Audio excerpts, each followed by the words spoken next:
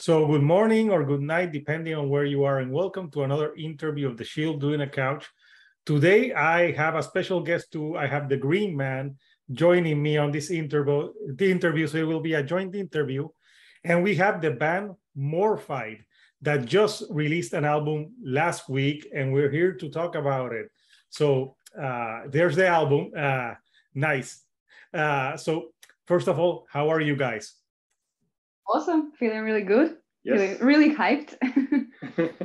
Yeah, it's really, thank you guys for taking the time to talk with us. And obviously, the Green Man, he talked to me, he was talking to me about the band before the album came out. He's like, oh, you better watch this band, they're really good. So I'm like, yeah, I'll check them out as well. So Green Man, how are you tonight? Yeah, good, thanks, Hector. Thanks for having me as part of the interview. Really appreciate that. Because yeah, as you said, I got into Morphide, I think probably during the lockdowns of the pandemic, and I started watching a couple of your covers.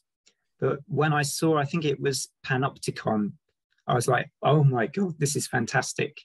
And it sort of got me really into like waiting for when you would release this this new album and stuff. So I was pretty hyped for when this album came out, for sure. So yeah, so I know it's night for you. So let's start with a light question. Like, did you have dinner? Did we? It was more like a lunch. I didn't have dinner. That was enough for me. Nice. So first of all, yeah, congratulations on the album, Anhedonia. It's a great album. We heard, both of us, Tom and me, listen to different types of like bands and inspirations there. So for you guys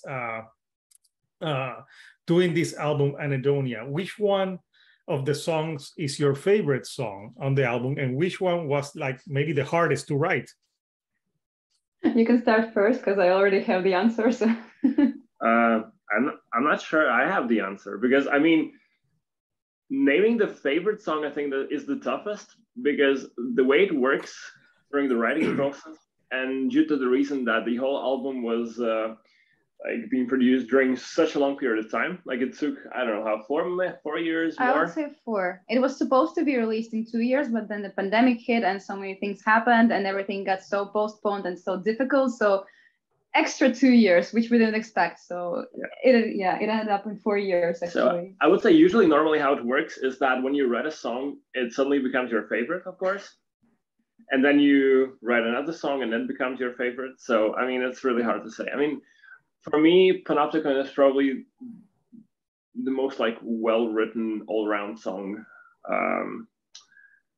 But about favorite, for me, it's definitely We Are One. It's kind of, as Chris said, it's the last song we wrote on the album, and it's very important for me. And like in terms of lyrics, it was probably the first song I was like literally feeling that every single line. So it was very personal for me, and I really, really, really like feel those lyrics. So to me, it's my favorite song. The least favorite. Least. Is it Queen of Blame? Yeah, maybe. I would say probably. It's like one of the oldest songs. We started writing it like before we even actually came up like with a band and stuff. And we wrote like the first part and kind of left it. And then after a couple of years, we tried to get back to it, and it was horrible because we already got a different mindset, style of writing songs, and we simply couldn't finish this song. We were every single day for a couple of hours for 3 weeks. We're trying to write something to finish it, and it was so horrible, and we literally suffered. There were so many iterations, and it never sounded good. I mean, if you ever write a song, never start and drop it halfway. Yeah, just finish it no matter what. Yeah. Which song was that you kept having to sort of go back to and reattempt? I mean, almost every songs we had many iterations. Like for example, like Neo, we have a very first draft version, which has literally nothing, not a single place which was kept in the final version. It was rewritten so many times. It's like literally a different song. But sometimes it just goes a bit easier, like you change one part, then you're like, oh, now this doesn't fit. You change the other part, like, oh, this we need to fix as well. And the vocals doesn't match, and then you just break everything to pieces. So you guys can be hard on yourselves in this creative process. I mean, yeah. I mean, I think so, yeah. I think we have like we want to end up with a song that we like, and if we doesn't like it, like we don't like it, we don't like what we hear, and like we wouldn't listen to it, then we're like, no, we need to fix it somehow. Yeah. Nice. So I want to show the album artwork. I also have the picture here, I can find it now. So let's have the green man show it. I can find it now on my computer. Try and get yeah, I wanted to ask about the album artwork. What inspired the album artwork? Because it reminded me a little bit of that album cover for Korn, The Nothing, a little bit. Because the fun part is that we released our first song with this cover, or like an album cover already. The Mayhem. It came out in 2019. Oh, before the Korn release. So you should sue Korn. Yeah. Well, even more, this picture is an actual photo of our classmate, whom we met like 10 years ago when we studied in high school. So this image is like 10 years old. At least 10 years old. Yes. Oh, then I was wondering what's with the Michael Myers mask as well. Yes, was that an inspiration? Was Halloween an inspiration for? There was a project that was inspired by all these masks, and they were putting like their models and like people in different situations, usually wearing those masks. And for some reason, oh yeah, even before we came up with the concept of album and stuff, and the band actually. Yeah. At the point when we found this image and decided that someday it's gonna become our album image, it was like, again, I mean, roughly 10 years ago, like 9 years ago, when we just started writing something together, and we were kind of, I don't know, deciding or dreaming and stuff. And then I said, okay, I really like this image. Someday it's gonna be our album image.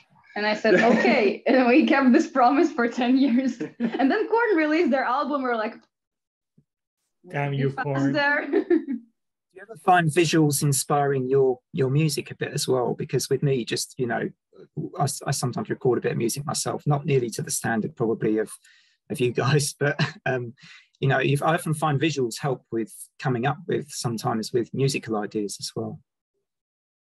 I mean, in terms not of always, but yeah, I mean, like specifically for this album cover, it actually did for me, because like this image of a person and there are these like lines. So to me, it kind of looked like he was caught in a kind of web, like spider web. Tangled. Yeah. So and all of this kind of lead to even the album name Anhedonia. So he was stuck and he was tangled in some kind of situation, stagnation or whatever.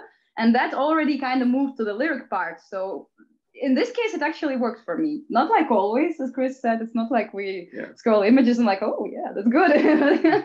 But I think you can also say that somehow this image just resonated with us deeply when we saw it. And I think there probably is a reason why we decided we want to make it an album cover. So I think subconsciously somehow it just works together and complements both sides. Nice. So Asa, question for you. Which musicians or singers inspired your vocal style? Well, there's so many. Yeah, no, I bet.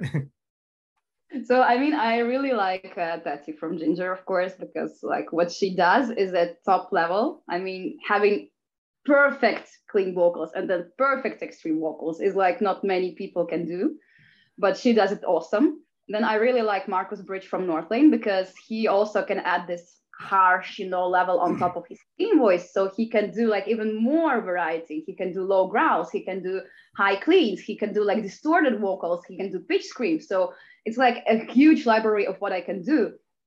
And I also actually really liked the singer from Vexed. I think her name was Megan, but I'm really sorry.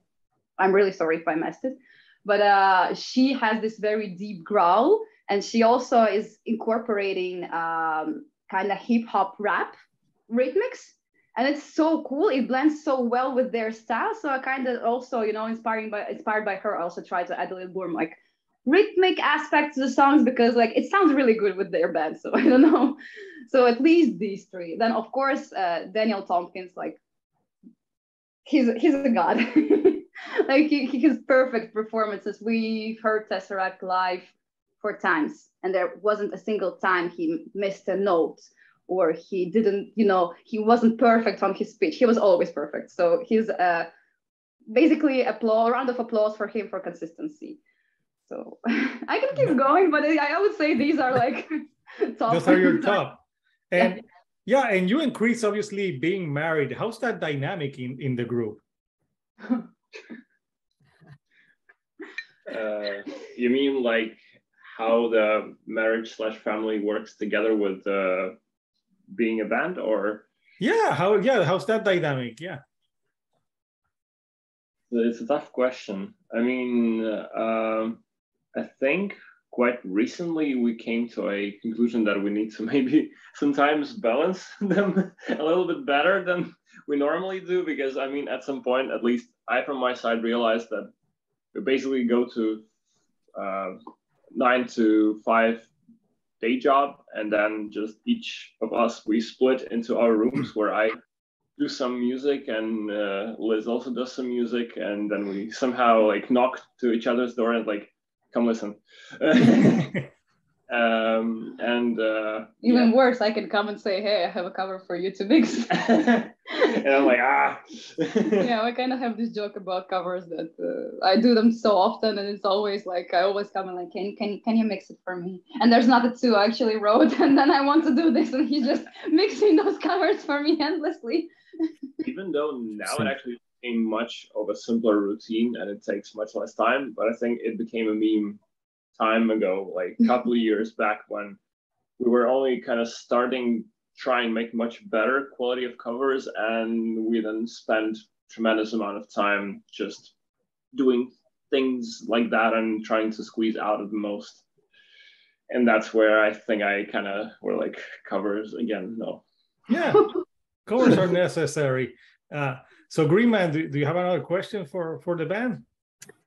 Yeah, I was thinking actually with the songs for this, with Anhedonia, I mean, how did those kind of start? You know, was there kind of lyrics that you wrote first, or was it the music? Was it from a riff, for instance, or, you know, how did you kind of, what was the starting point, I guess, for coming up with those original songs? You go. Can you remember? Never lyrics, and it's never vocals for us, at least. It just doesn't work for us, because when I write lyrics, I somehow already picture the song, my imagination goes drawing how it should sound, then I come like, Chris, I have this awesome idea, it's gonna be banger, you do like this and this, and he doesn't get it, and I get so mad and so angry and frustrated, like, how can you not write the song which I have imagined in my mind? That doesn't work like that. So we came up with a concept that it works much easier for us when he starts writing the music. I don't know, is it riff or is it usually some melody? Actually, I would say ambience, atmosphere, something, you know, like more like a, yeah, it can be a riff, but I would say usually it's actually some kind of melody or a solo guitar that's usually is very beautiful, and we're like, oh, now we need to make it heavy. Yeah, it's something that sort of establishes the emotional character of a song. Like, would it be more like a alternative vibe with some what is like Western, not more like Eastern minors, or it's something more scales, like dramatic things, and I think something that establishes like the emotional part of it, and I think that I kind of start from there. Yeah, and then I can pick up because I already feel kind of the mood of the song, and then I start jamming, and I usually just try like sing some absolutely random words which don't make any sense. But then some of these words, they also, when they like come out, some of these are actually stayed in the lyrics. So I try to write lyrics around these words because sometimes they do match really well. And they, like, for example, with We Are One, I think I kept like at least 50% of all those random words because they felt very natural and they felt very good in the song, and they were rhyming really good. And somehow those words really describe probably what I felt at that moment. So that's why I was like, yeah, this is good. I just need to change like a couple of words so that becomes this actually like song and has the meaning. So this is what we usually do. So we got a half freestyler here. Yeah, but recently we try to be more like cooperative, I would say. So we kind of try to write in parallel. So he writes something, he still knocks on my door and says, hey, come listen. I come listen, and then I go directly to my vocal booth and I at the same time in real time start jamming vocals, so he has something to work with, and then we can collectively build up a new song. So I would say this is a new approach we're trying. And yeah, we definitely are still kind of trying to improve it or make it more natural and synchronize better. So yeah. And Chris, did you do the because in my review I think I thought that you had done the guitars, the bass, and the drums for the album. Is that right? It is. I think it wow. is right. Yeah. Basically, I recorded and all bass guitars, and those are both real instruments. And for the drums, I just programmed them in the plugin. Because I'm not a drummer myself, or I mean, I can keep up with most simple beats, but I'm not a drummer. But still, when I try to write drums, I kind of imagine myself being a drummer, and I would also actually wave my hands to a song to sort of feel, okay, it needs a break here or a fill here or something like. So I kind of trying to switch hats. And yeah, but basically, yes, the whole instrumental was written by me, and then, but it was also advised by Liz. I mean, yeah, I'm supervising him. Yeah, I wouldn't imagine. No wife does that. Yeah, and some parts actually are, I would even say, are written like literally cooperatively, in the sense that I think it was like, I think the most shining example is Mayhem, where I think we just wanted to shift to this more progressive metal stuff, and back then I was nowhere near that level. I literally could play chords or some fancy, I don't know, something. But anyway, what we tried was I was trying to write a riff or something that I screwed up horribly, and then what we tried, I just wrote some sort of notes, and then we were sitting with Liz, and in the program we were trying to put them like this as a Lego, and then I was trying to learn it. So I think actually back then she was like, give me to move that. I mean, like, and I was like, how the hell I'm gonna play it? I was like, I don't care. So yeah, it was pretty fun. But you learned really quickly. yeah, I mean, I learned it and no problem. And I mean, now I'm much better. I think I can literally write riffs out of my head just like that. But back then it was, I mean, with the Panopticon was also fun when you were like struggling with what to do in the end. And I was just drop it. It was like, no, that's gonna sound horrible. I'm like, drop it.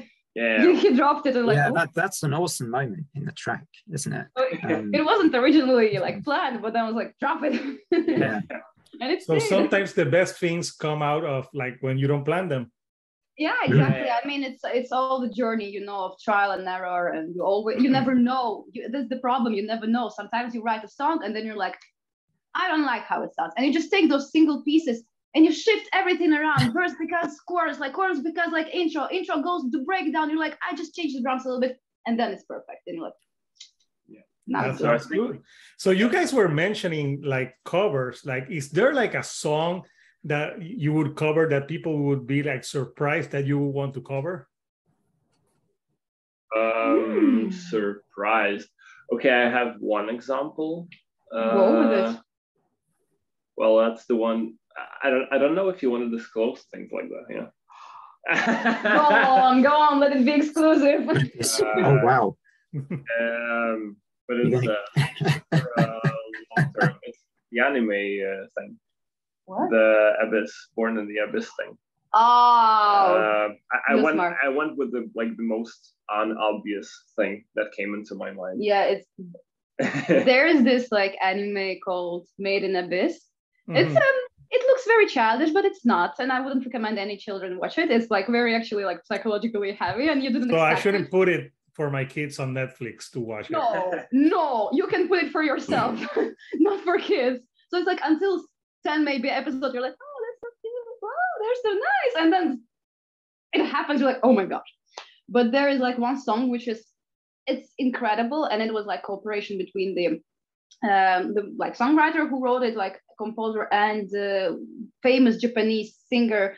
He's very interesting. He has very interesting timbre, and he's like very high tenor, and he's like very weird. And the song even doesn't have like a proper lyrics. It was sang in like la la eo, like these sounds, because it's imaginary language. Yes, they didn't want to put actual lyrics because they thought that it would take over from the song. It's very weird, but I like it so much. It's super strange. It's called Hanazeve, so if you want, you can listen to it.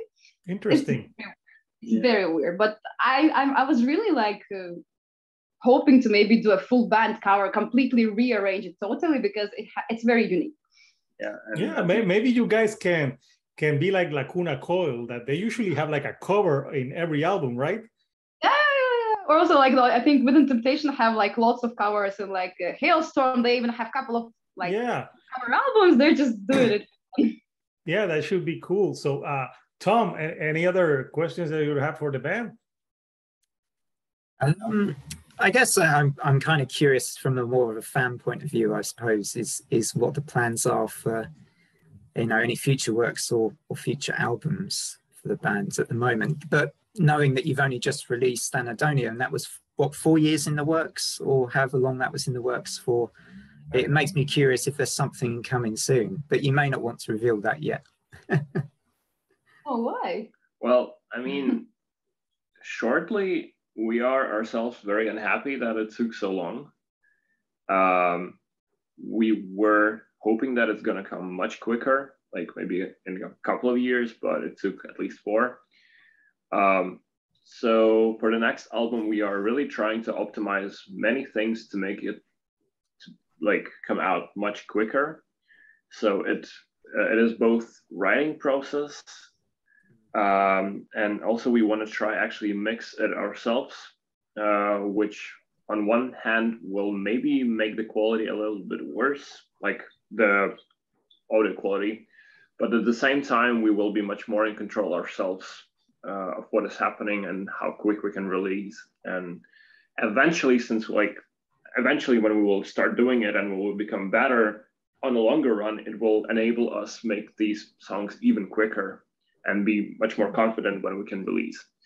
And yeah, we are writing already, and we have a couple of songs in the pipeline, so to say. Yeah, we already have like a couple of plans, like is it gonna be like a full album next or EP? We're already thinking like music videos ideas, so we're not sitting here and just waiting. It's fun because like Anhedonia came out and it was kind of anticipated by everyone except us, because it's like such an old, for us at least, album. We're like, oh, come on, let's move on, let's do something else. yeah. So we hope to release something like original, not in the 4 years, I would say faster. No, much faster. I mean, it's not that we are taking a year off or a break or something. We are writing already. Yeah, as we said, we're not planning to tour in 2022 yet, because like the pandemic is still kind of a thing, and I still see like big bands canceling their shows, and like somebody still gets COVID and like half of a tour gets like just canceled. So we really don't want that. We want to see how this, like summer was really good, but we want to see how the winter goes. So if it's still good, if there's still no like lockdowns, nothing's shutting down, then we can plan touring in 2023. But that means we have still a whole 2022 basically dedicated simply for writing. So this gives us a good time. So I would say no promises yet, but we are definitely working on releasing something as soon as possible. Plus, the good thing is you mixing yourself and doing you do it yourself, you'll save money, and you won't have like a dick producer saying, oh, that sucks. Oh, try sounding like Shania Twain or something like that, you know, like a Mutt Lange or like a Ross Robinson throwing stuff at you, like, do it again. Like, I don't know, since you guys are married, maybe that can happen. You can like do it again.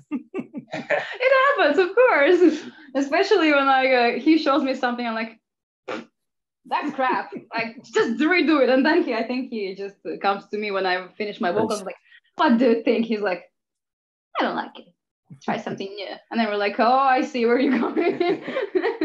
So of course that happens. I mean, we're supervising each other, and like as I said, we want to like our songs. We don't want to release something just for the sake of releasing something, like, oh yeah, we did a new song, yay. But we want to actually release it and feel excited about it and listen to it ourselves, at least for some time, you know. And that's really cool if you're fast, because then you can keep up with your inspirations, keep up with your like new ideas, and they still feel fresh when you release it. definitely agree. It's one of the problems we have, is that we write a song and then it comes out months after, and we were like, that song, okay. Yeah, we really enjoyed it at that point, and then when it comes out, you're like, yeah, it's good. Yeah. So you don't feel that hyped about it because time has passed, and you discovered a couple of new bands. You're like, oh my gosh, if we knew this band at that time, we would change something. So we want to be fast. Something that me and Tom were talking about, like emailing about the album, is like how much variety I think in the musical style we thought the album had, right, Tom? Yeah, definitely. You could hear a lot of different influences and styles, I thought. We even had like this kind of joke that when we were writing songs, we were calling them like in all these demo scratch names when you just give to a song. Somebody calls them song 1, song 2, song 3. We call it, so this is Tesseract song, this is Tool song, this is Northley song. This is gonna be called like whatever song, Carnival song. So you just, you're like, oh, I really like this band. You call it Carnival. That's funny because, when I was a few years ago, I played with some friends of mine. We had it was more of like a joke band, but we had a song, not the one that I sent to you, Tom, just in case. No, we had a song that I called a System of a Down ripoff song, and it was called Coca After Brunch. And it was all about, because I went to Amsterdam in 2006, and this guy offered me cocaine at 8 a.m. And I was like, oh my God. And he was like, hey, do you want some cocaine? And I'm like, no. And he kept bugging me, like, when do you want it? When do you want it? And I told him, let me have some brunch. So I wrote a song about that, and it's called Cocaine After Brunch. Fair enough. And it sounded just like System of a Down, but very bad. So I can tell like you guys like writing songs that way. So yeah, it's that funny. So Tom, anything else? I think we have like 9 minutes left, but anything else you would like to ask the band? Maybe who you would most love to tour with. Ooh. If you could tour with any band. Any band. Yeah. Oh my gosh. I think my first pickup would be North Lane. Yeah. North Lane. Cool. Yeah. I'd come along to that for sure. and then recently we were getting quite a lot into Sleep Token. Oh yeah, that album that they released last year was so great. Crazy good. Such a piece of art. I mean, incredible guys. Yeah. And also like the kind of show they make with these like masks and the whole performance and the energy, and oh my. Yeah, but it's funny because they have that mask and they're like very dark, but the album doesn't sound like that. The last one, it's clean singing, more sweet sounds. And so actually that album was in my top 10 of last year.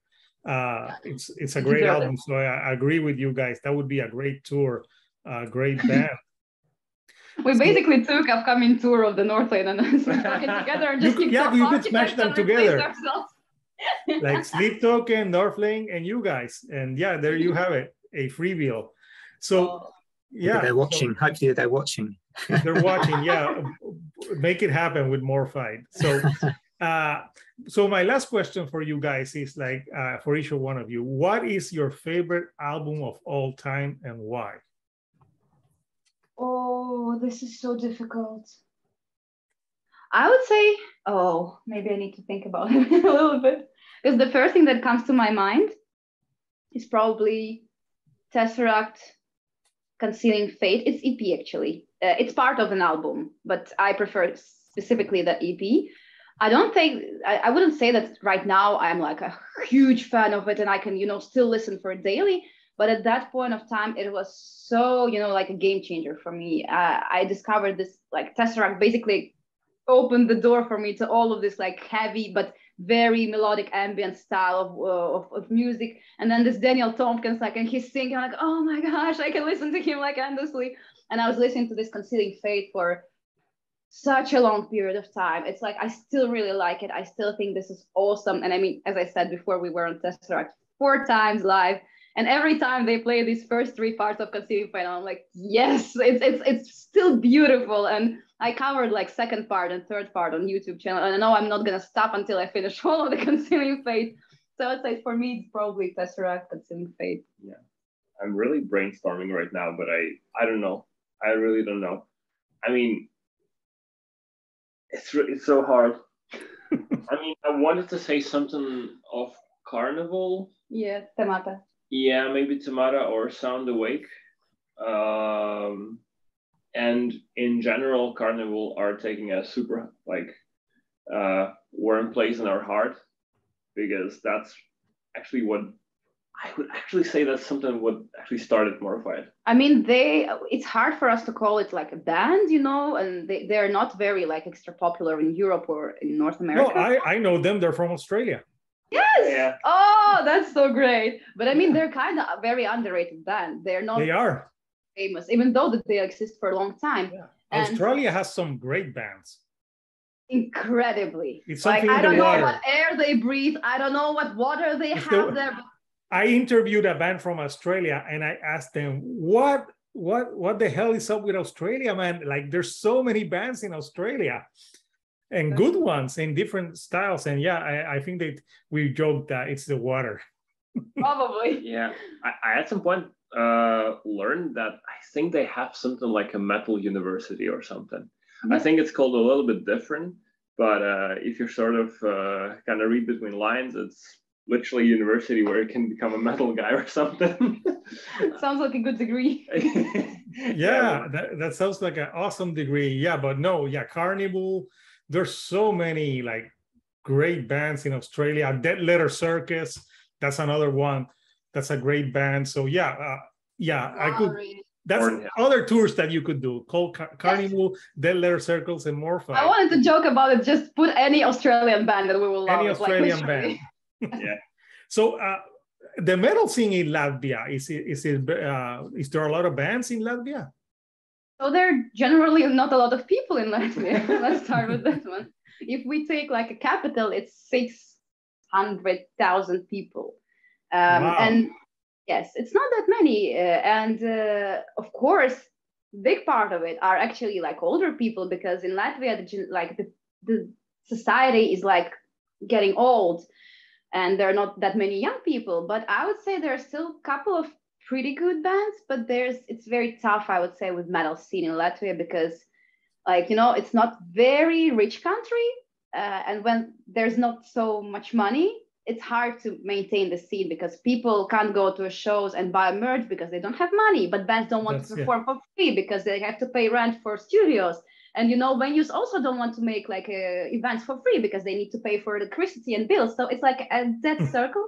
But I would say we have lots of friends actually in Latvia who still, no matter what, they write awesome songs and they tour and they're incredibly good. Maybe, you know, Mara Metal, like Mara Lysenko, she's an extreme vocal coach and she also has her band and she's like really, really cool. And I'm going to have, I think I can say it, it's a non-disclosure, right? I'm going to have a song together with our friends from Cellar Cat. I was taking part of their music video as a like cameo, or it was like a cameo where I was like talking like, you know, like news in their music video, and they're like, why just news? Why don't make a song? So we also have, you know, a collaborative song with a couple of Latvian bands, and I think people are doing really great there, and they're trying their absolute best, and there are a couple of really good bands there. Nice. So, you know, guys, you guys are really down to earth people, and me and Tom wish the best of success for the band, and we're happy to give the exposure to the band with the review and me doing this interview, so more people can get into Morphide. So you can get the album. I'll put the link so people can buy it. So I'm running out of minutes here, so I want to thank, first of all, Tom. Thank you for introducing me to the band and joining me. You're welcome. Thanks so much for having me. Yeah, and I want to thank Morphide for, you know, taking some time to talk about Anhedonia and other stuff. You know, I wish lots of success to the band. So people, check out this band if you like metal that's more like experimental, modern sounding, and sounds like all the bands that we just discussed. You need to check. Morphide out and support, you know, newer music, because if we just stay listening to the old bands, you know, they're retiring. We need newer bands to pick up the torch. So again, everyone, check out Morphide. Thank you all for joining us. And until next time, this is Hector the Shield doing for having us. Tom the Green Man and Morphide. And listen to your music. Bye.